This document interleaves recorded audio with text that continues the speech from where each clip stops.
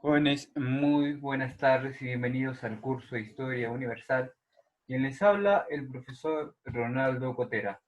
El tema que vamos a trabajar el día de hoy viene a ser la cultura china. La cultura china en esta ocasión vamos a subdividirla en varias etapas. Entonces, el tema que vamos a trabajar solamente el día de hoy es la primera parte. Entonces, vamos a iniciar hablando sobre, como siempre les vengo recalcando en reiteradas ocasiones, en que cuando hablemos sobre una determinada cultura, hablemos sobre la ubicación geográfica, ¿no? Entonces, diremos que China es un país milenario que se ubica pues al sureste de el Asia continental, ¿no?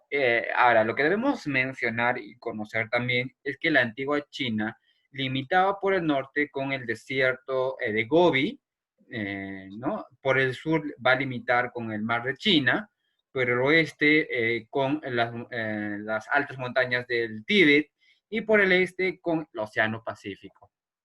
Justamente estamos viendo aquí, esta pequeña parte es cuando China se da pues la formación de China, ¿no? Entonces vamos viendo que por el norte va a ser pues con el desierto de Gobi. Aquí está el desierto de Gobi, entonces por el norte, ¿ya? Por el sur, por el mar de China. Aquí está el sur, norte, sur.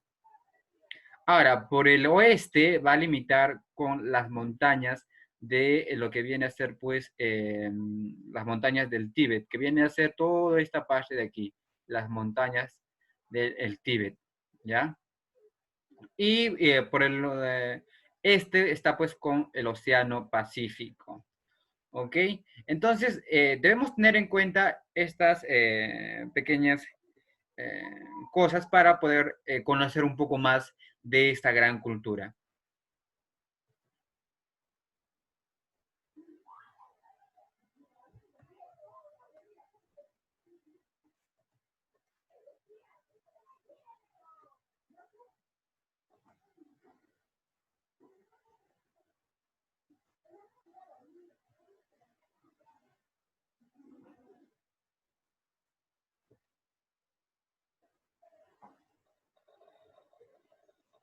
Ya, aquí estamos viendo un mapa de la China actual.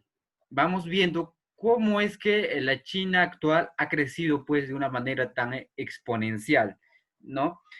Obviamente esto es una noción para que tengan en cuenta de que la China pues al inicio solamente era esta pequeña parte, pero hoy en día abarca toda esta parte. Entonces, lo que debemos mencionar sobre China es que su territorio pues va a estar irrigado, sobre todo por dos grandes ríos que van a recorrer de oeste a este. Estamos hablando del río Huanghe o río Amarillo, ¿no? Que está por aquí. A ver, ¿dónde está el río Amarillo?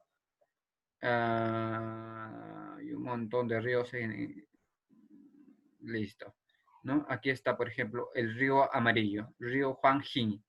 Entonces, esto es el río Amarillo y el otro río que es pues el río Azul. Ya, el río Azul lo ubicamos, a ver, mm, a ver. Bueno, se me perdió en el mapa. Bueno, la cuestión es esta, ¿no? Que va a limitar, pues, o va a tener como grandes irrigaciones a estos dos grandes ríos. Y lo que vemos aquí pues, lo que viene a ser, se conoce como la muralla china. Ya va a abarcar, pues, desde Corea del Norte, va a llegar hasta lo que se conoce como Yinchuan, ya, está Yinchuan, viene Taiyuan, ¿no? Y por aquí está pues Wuhan, ¿no? Lo que hoy en día, donde surgió el famoso SARS-CoV-19, ¿no? Entonces, lo que debemos tener en cuenta que ambos tienen pues su origen en la meseta del río Tíbet. Es decir, que ambos surgen desde el Tíbet. Recordarán que el Tíbet está por aquí, ¿no? Que la meseta del Tíbet. Ya, ambos surgen de aquí y se van a ir esparciendo por todo hasta desembocar en lo que viene a ser el Mar Amarillo o en el Mar Océano Pacífico. Ahora, lo que debemos mencionar es lo siguiente, que el Yangtze Kiang recorre cerca de 5.000 kilómetros, ¿no? Hasta su desembocadura en el Mar Amarillo, ¿no? En su desembocadura lo que debemos mencionar es que tiene más de 35 kilómetros de ancho. Este río pues es navegable en una longitud aproximadamente de 500 kilómetros. Y el otro río, que es el río Hanhu, penetra el desierto de Gobi, ¿no? Llega a un sector de Mongolia y se va a dirigir casi paralelamente al Yangtze Kiang para desembocar en el Mar Amarillo. Tiene otros ríos importantes también como el Xiang y el Shuri, el Amur. Ahora, el territorio de China, debido a su gran extensión territorial, presenta distintas regiones, ¿no? En el sector oeste, por ejemplo, vamos viendo que es accidentado y montañoso. Justamente por la región oeste, por esta parte, pues es un poco montañoso, ¿ya? En la zona oriental se llama pues llana y fértil, por tanto esta zona tuvo su asentamiento en la civilización china. Es por eso que, como les había mencionado, China a sus inicios solamente se va a dar en esta región. Luego recién va a ir creciendo y se va a ir expandiendo, ¿no? Y eso lo vamos a ir conociendo a lo largo de del proceso de la clase. Ahora, lo que debemos mencionar es que estos dos ríos que les he mencionado, que van a ser los principales, van a influir tanto en la acción transformadora y creadora de los chinos que vivían del trabajo agrícola. Ahora, para conocer un poco más sobre lo que es la cultura china, debemos hablar sobre la evolución histórica, es decir, cuántos procesos, ¿no? tuvo. Entonces, la primera es pues la dinastía Shang. ¿No? Hay otras dinastías que son pues conocidas, pero en este caso vamos a mencionar solamente algunas, las que más resaltan, ¿no? La dinastía Shang, que va a gobernar desde 1600 a 1046 antes de Cristo. A ver, esta dinastía nació directamente pues de la revolución neolítica, ¿ya? En el periodo neolítico, con el comienzo de la agricultura, el sedentarismo y la domesticación de animales, aparecieron pues los primeros asentamientos relevantes política y socialmente organizados, con un gobierno totalmente dinástico, gobernante hereditarios y absolutos, ¿no? Aquí está, la dinastía Shang, es toda esta parte que están observando. Entonces, al inicio, China solamente en su primera dinastía era solamente este lugar. Luego va a ir aumentando, va a ir creciendo con el paso de los años. Ahora, la ubicación de la dinastía Shang, lo que debemos mencionar es lo siguiente. Es que esta dinastía gobernó lo que viene a ser el territorio que actualmente son pues las provincias de Henan, de Hubei, Shang y la parte septentrional del Anhui, ¿no? En el centro y norte de China. Su capital, alrededor de 1384 a.C., en adelante estaba pues situada en Anyang, ¿no? Cerca de la frontera del norte de Henan. Entonces, eso es lo que podemos mencionar respecto a la dinastía Shang. Respecto a lo que viene a ser su religión, la religión Shang, diremos lo siguiente. Ellos creían que el alma de sus antepasados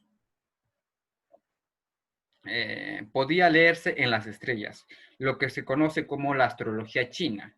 El más importante de los dioses era pues Shang-Ti, el señor de lo alto. La dinastía Shang fue además una de las escasas dinastías de la época que practicó ritos funerarios, ¿no? Especialmente avanzados, los cuales consistían en enterrar a sus difuntos de manera ritual junto con los útiles de uso cotidiano, ahí como lo estamos viendo en imágenes, y se les enterraba además con alimentos y vino para poder, o al menos ellos tenían la creencia después de que podían alimentar el alma de esa manera.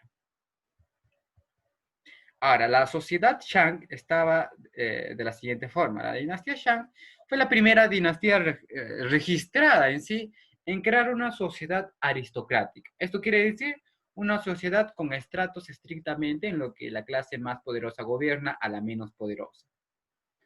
Al frente está, por supuesto, el rey, que presidía pues a una nobleza militar y elegía pues a los gobernantes territoriales, los cuales estaban obligados a prestar sus servicios en empresas militares, ¿no? En un nivel inferior se encontraban los plebeyos, que eran principalmente el pueblo, el cual no tenía pues el menor poder en la toma de decisiones entre la clase aristocrática y los plebeyos. Además, había pues un estrato sacerdotal, ¿no? Al cual se le conoce como culto, que se ocupaba básicamente de los documentos del gobierno y la adivinación. Ahora, hablando sobre la caída de la dinastía Shang. Shang Chu, el último rey Jin, se va a suicidar después de que su ejército fuera pues derrotado por el pueblo Shou. El pueblo Shou lo vamos a ver, o la dinastía Shou, ¿no? Las leyendas dicen que su ejército le traicionó, uniéndose pues a los rebeldes Shou en la batalla decisiva, ¿no? Obviamente la novela clásica Feng Shen Yang Yi trata pues de la guerra entre los Jin y los Shou, ¿no? En la que cada grupo era apoyado por un conjunto de dioses. Entonces, eso es lo que podemos mencionar respecto a la dinastía Shang. Ahora, como segundo punto vamos a hablar de la dinastía Shou, ¿no? Que va a abarcar pues el periodo desde 1045 a 256 a.C. Debemos mencionar que con las guerras del siglo VIII a.C. se formaron dos corrientes filosóficas, las más importantes de China, que se mantienen hasta la actualidad, ¿no? Que son pues el confucianismo y lo que viene a ser el taoísmo. El confucianismo viene a ser pues los principios morales a partir del gran filósofo Confucio. Ahí vemos, por ejemplo, una frase célebre de Confucio que dice: saber lo que es justo y no hacerlo es lo peor de las cobardías, ¿no? Y también encontramos pues lo que viene a ser el taoísmo, que hablaba acerca de la armonía de la naturaleza. Como les dije, se va a iniciar pues con estos dos personajes lo que la literatura china clásica. Ahora, respecto a la caída de la dinastía Shou, ¿no? La caída de la dinastía Shou se va a dar en el año 771 a.C.